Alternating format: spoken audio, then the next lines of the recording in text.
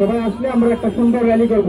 তার আগে আমরা আমাদের সহযোদ্ধাদের কাছ থেকে অল্প যুবদলের অন্যতম সদস্য ইফতিখার জিমু এবং রাজশাহী জেলা যুবদলের সদস্য আমার ছোট ভাই আসাদুজ্জামান নজরুল রহমান মুক্তা ভাই সহ উপস্থিত বিভিন্ন নেতৃবৃন্দ, বিভিন্ন দেশ থেকে আগত নেতৃবৃন্দ।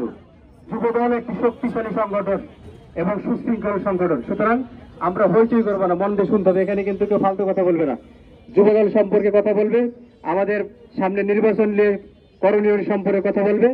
যারা যারা বক্তব্য দিতে চায় 2 মিনিট 1 মিনিটের বেশি না, কাউকে কোনো অ্যাড্রেস করতে হবে না। আপনাদের মনের ভাব প্রকাশের জন্য আমি মাইক্রোফোন এই অনুষ্ঠান পরিচালনার জন্য দায়িত্ব অর্পণ জেলা যুবদলের অন্যতম যুগ্ম আহ্বায়ক আলামিন।